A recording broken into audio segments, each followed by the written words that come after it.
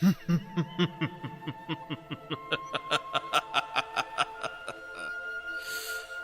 knows what evil lurks in the hearts of men? The Shadow knows.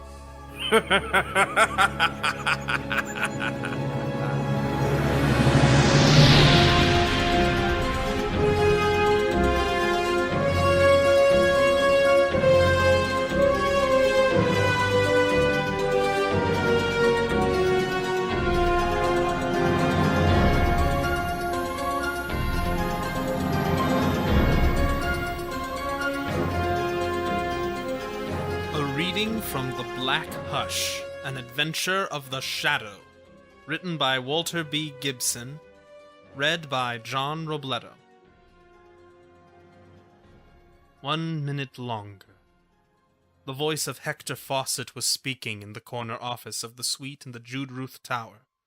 93 stories above the street, the president of the Climax Corporation was staring from the open window. The room was dark, save for the slight glimmer of a chromium-plated apparatus close beside him.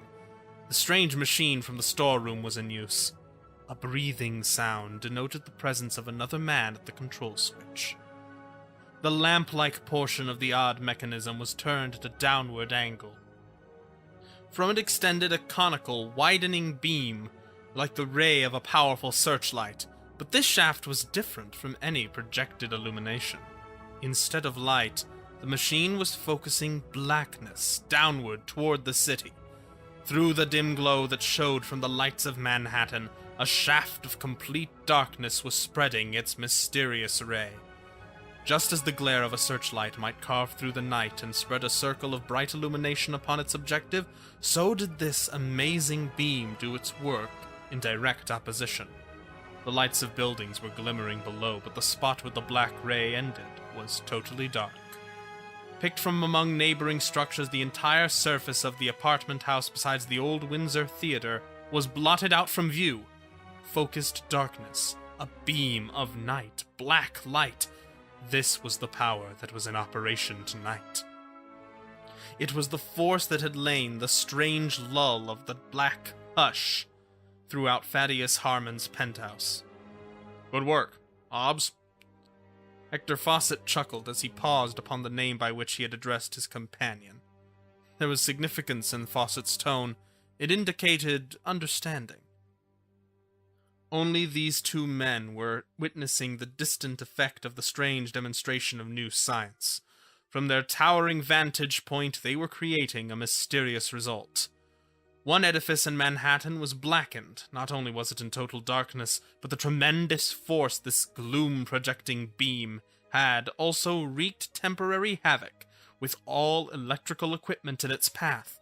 Hector Fawcett consulted the luminous dial of his wristwatch. Time was up.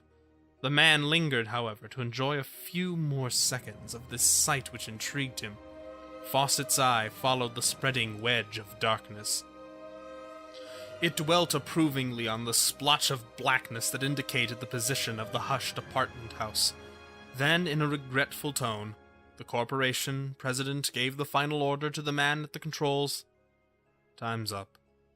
The man by the machine pressed a lever. The effect was magical. The black beam disappeared where complete obliteration had marked the presence of a building. A host of twinkling lights sprang into being. Below the indirect glow of the great city, the outline of Thaddeus Harmon's penthouse showed atop the apartment building. Windows shone, indicating the position of the living room. Hector Fawcett chuckled. He had seen this phenomenon before. With his same companion, the man whom he addressed as Hobbs, he had observed the effect of the black beam upon the Olympia Hotel. Once again, a barrage of blackness had been lain and lifted so that a time-space for swift and effective crime might be created. There was confidence in Hector Fawcett's chuckle. It was answered by a pleased mumble from Hobbs. Both men knew the all-pervading force of the power they had loosed. Projected on a perfectly arranged schedule, the black hush had given full opportunity to men of crime. Gleeful thoughts were humming through Hector Fawcett's cunning brain. He was inspired by the surety of evil now accomplished. He was considering the confusion that must surely reign in the place from which gems valued at $500,000 had been stolen. The scene in the penthouse was, however, quite different from the mental picture which Hector Fawcett had created. The restoration of lights came with amazing suddenness, blackness, then dazzling illumination. Blinking, wondering eyes of frightened guests were staring at the strange results which had occurred in Thaddeus Harmon's penthouse. People were spread all about, in corners, behind chairs, and other spots of safety, but the guests paid no attention to each other. The place of interest was the corridor outside the living room. There lay the results of thwarted crime. The bodies of 2 gunmen were huddled upon the floor. Both men were dead. The Shadow's bullets had brought them down amid the darkness. The detectives, fearing that the men were still in ambush, had riddled them with shots. 2 sleuths were still pounding at the closed door of the fire tower. The other 2 were crouched upon the floor, grasping the bag which had fallen from the hand of the robber who had held it. Thaddeus Harmon sprang forward with a cry of delight. He knew that his precious jewels had been saved. The other guests, relieved in turn, were crowding close behind him. The telephone began to ring. The pulled alarm switch was functioning now. Tiny lights flickered by the elevator shaft. The stalled car had resumed its progress. The metal door opened, and the delayed guests surged forth, pleased at their release from bondage. Amid the chaos, a tall, dignified gentleman stepped calmly across the corridor and joined the cluster of people who had come from the elevator. Thaddeus Harmon, guiding the detectives back into the living room, jostled against his new group of guests. Turning, he spied Lamont Cranston, for it was he who had just joined the others from the elevator. Singling Cranston as the most important of the newcomers, Harmon extended a hand in greeting and began a series of explanations. Cranston and the others who had been in the elevator listened with intense interest. "Burglars!" exclaimed Harmon. "They must have done something to the electrical equipment. They threw out everything, lights, telephone alarm. They were getting away with my collection of gems. Fortunately, I had detectives on hand. My men were afraid to fire for fear of bringing a reprisal, but when the burglars started to shoot of their own accord, our detectives entered into it. We landed 2 of the crooks, the rest managed to escape. It was wonderful work, wonderful. The criminals were forced to drop the bag in which they had the jewels. The ones that eluded us flew down the fire tower." "Congratulations, Mr. Harmon," remarked Lamont Cranston in a quiet tone. "Your detectives are to be commended. We were unfortunately unable to assist. We were stranded in the elevator a few floors below." "It is well that you were not here," observed Harmon seriously. "The situation was very dangerous. You were fortunate not to be present, Mr. Cranston." The thin trace of a smile appeared upon Lamont Cranston's thin lips as Thaddeus Harmon moved away. Little did Harmon realize that he had been talking to the one person whose timely stroke had saved a fortune. Well had the Shadow concealed his hand tonight. As for the detectives, their presence was a matter of regret. Without their interference, the Shadow might have gained a complete triumph over Ping Slatterly and his mobsmen. The Shadow, master of darkness, had used the black hush to his own advantage. It had been the covering shroud from which he had brought down 2 desperate crooks, one of them the jewel carrier. Now, as Lamont Cranston, the Shadow strolled to the spot where the bodies lay. He studied the faces of the dead gangsters. He recognized immediately that neither was Ping Slatterly. The leader was among those who had escaped.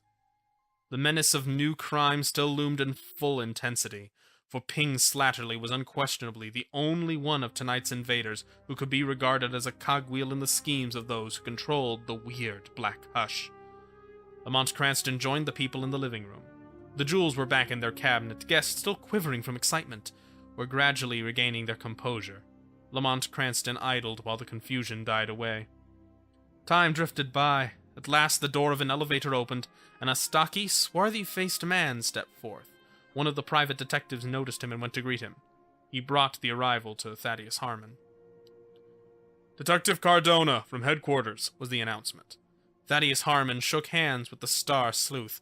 Cardona began a questioning. He turned to men who were with him and sent them to investigate the fire tower. He called downstairs and ordered the manager of the apartment up to the penthouse. Only a few guests still remained when Cardona had completed his investigation.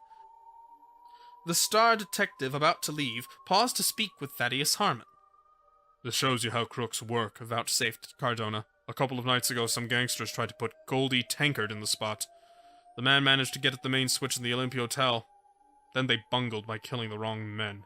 Now here comes another gang that's out for burglary. They heard about the stunt at the Olympia. They knew we hadn't spotted anybody monkeying with the switch, so they tried the same gag when they came after your jewels. But the telephone, the alarm. Harmon's reply was insistent. They managed to eliminate those also. They were just more thorough, that's all, interposed Cardona. We've gone over the whole works. We're going to make another electrical inspection. We'll find out. A puzzled frown appeared upon the detective's brow. To Cardona's ears had come a strange, mysterious sound, a whispered echo from the past. The sibilant note of a faint laugh. A mirthful tone that the detective recognized. The laugh of the shadow. What did it mean? Cardona knew that laugh. He had heard it under strange circumstances. He knew that it meant doom to crooks, that it had been intervened more than once in his own behalf. Whence had the laugh come? Cardona turned quickly. He half expected to see the sinister shape of a tall, black-garbed being. He stared at the walls, at the floor, almost believing that the shadow would materialize from nowhere. But the only person whom Cardona noted was a dignified man who was standing a few paces away. Cardona glanced at this person's face. The detective had never seen the visage of the shadow, but he did know the power of the shadow's eyes. No, this man could not be the shadow. Cranston's gaze was mild, despite its steadiness. Cardona shrugged his shoulders as he turned away and headed toward the elevator. The detective tried to convince himself that he had imagined those faint echoes of a laugh. The effort was difficult, for as Cardona strode along, he fancied that hidden eyes were watching him. The detective did not turn. Instead, he tried to forget this new effect that was disturbing him. Had Cardona turned, had he again studied Lamont Cranston's face, then he would have known that fact, not fancy, was at work. An amazing change had come into Lamont Cranston's eyes.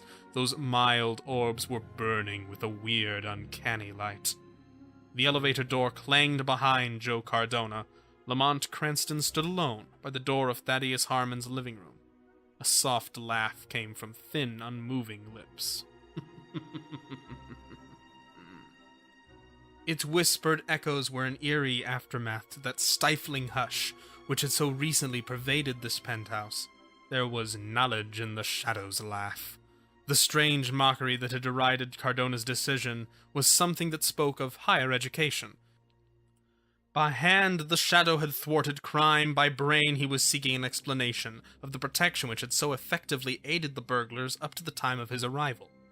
Where Cardona had overlooked many minor facts, the shadow, in the guise of Lamont Cranston, had studied clues. He had heard one of the private detectives commenting upon the fact that his flashlight had failed to function in the darkness. The sleuth, however, had forgotten the matter as promptly as Cardona had disregarded the inefficiency of his own flashlight on the night at the Olympia Hotel. To the shadow, this was an important clue. It brought him the knowledge that he needed. The finger of the shadow was on the throbbing pulse of mystery. Inspections of the electrical equipment in the apartment building would be useless. The shadow knew that some blanketing force had counteracted all electrical devices during the invasion of crime. He had felt the lull of the black hush. He had detected in it a strange significance of the unknown. To find the mysterious scientific power that had produced the unaccountable phenomenon was the mission that lay ahead. The shadow knew that the source of crime must lie in the secret of the black hush. That weird force had lifted, but it was due to fall again. Not here where crime had failed, but at a new spot where its menacing power would cover the perpetration of another lawless outrage. Wherever the black hush might strike next, there must be the shadow to meet it. The shadow knew.